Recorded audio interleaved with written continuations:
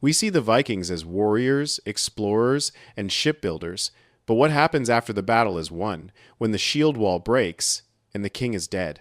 We never talk about the queens, the ones left behind in the burning hall, especially the ones carrying the next generation, the ones whose wombs held the heir to a broken kingdom. Their stories aren't carved on rune stones. They are found in the silences of the chronicles, in the DNA of buried bones, and in the nightmares of the sagas. What Vikings did to defeated pregnant queens was a calculus of power, terror, and survival, and it was often worse than a clean death on the battlefield.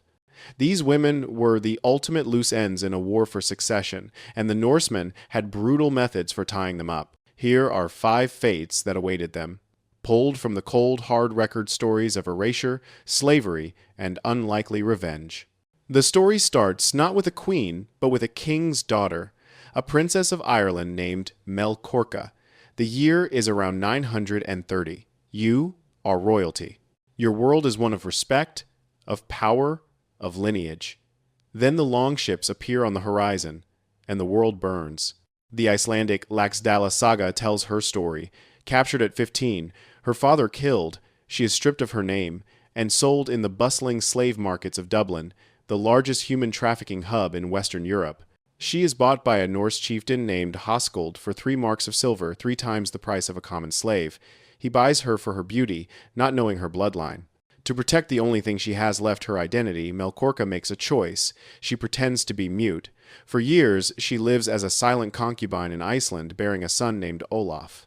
Her silence is her rebellion, a wall between her royal past and her enslaved present. But silence cannot last forever, especially when a mother's love forces the truth into the light. One day, Hoskuld overhears Melkorka speaking to their son in Irish Gaelic, a language he doesn't understand. The secret is out. His slave is a princess. But this revelation changes little. Her son, Olaf the Peacock, grows up to be a great chieftain, but he has to fight for his status, forever marked by his mother's enslavement.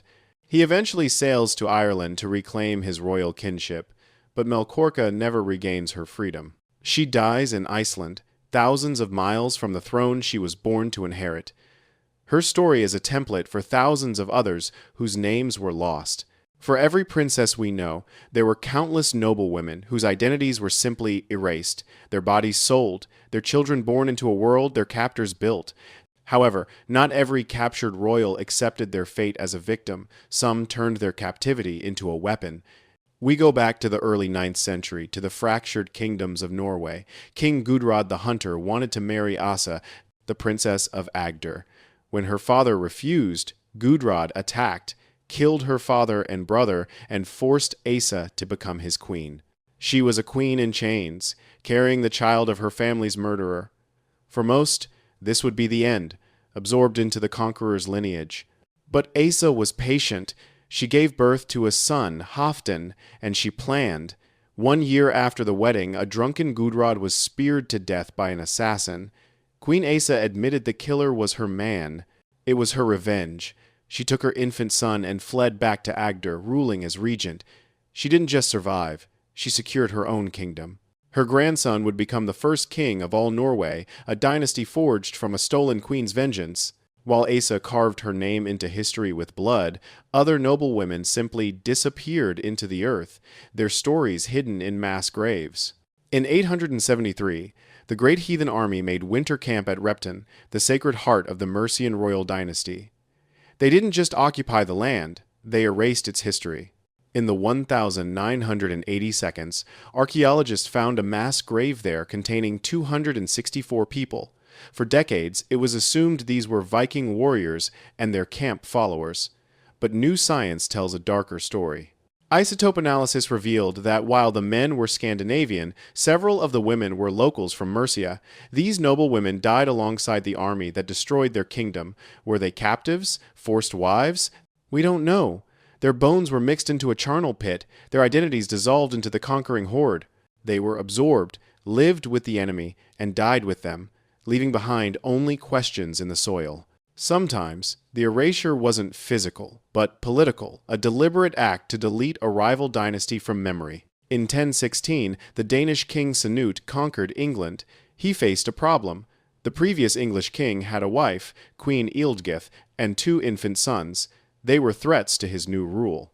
Cnut's solution was cold and brilliant. He married the other queen, Emma of Normandy, to secure his flank, and simply deleted Ealdgyth from history. She vanishes from the records. No chronicle mentions her death or exile. Her children were sent away to be murdered, though they survived in exile. But she ceased to exist. Cnut's conquest was a war on memory. By removing her, he cleared the board. Some historians speculate she might have survived in obscurity as a minor landowner, a ghost hiding in plain sight, watching a new dynasty rule her land. But the most terrifying fate is the one where we don't even have a name, only the shadow of a horrific legend. In 867, the sons of Ragnar Lothbrok captured York to avenge their father.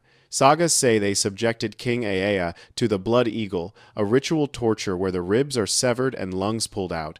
Whether the ritual was real or a literary invention, the terror was real. But the saga says nothing about Ea's queen.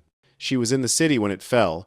Her husband was dragged away to a gruesome death. She may have been pregnant with his heir, yet the sources are silent. Her fate is a complete blank, the most terrifying fate of all. Was she killed? Sold? Given as a prize? Her story ends in a scream we cannot hear, an appendix to her husband's atrocity. The stories of these queens and princesses are a brutal corrective to the popular image of the Viking Age. A kingdom is not truly conquered until its future is controlled, and that future lay in the queen's womb. The Vikings didn't just loot gold, they looted lineages. They destroyed, absorbed, or erased the families of their enemies to ensure their own dominance. As we look back at the sagas, we must remember the women who were written out of them, the silent casualties of a history written by the victors. If you want to uncover more of history's darkest secrets, like this video and subscribe. Which of these fates do you find most chilling? Let us know in the comments below.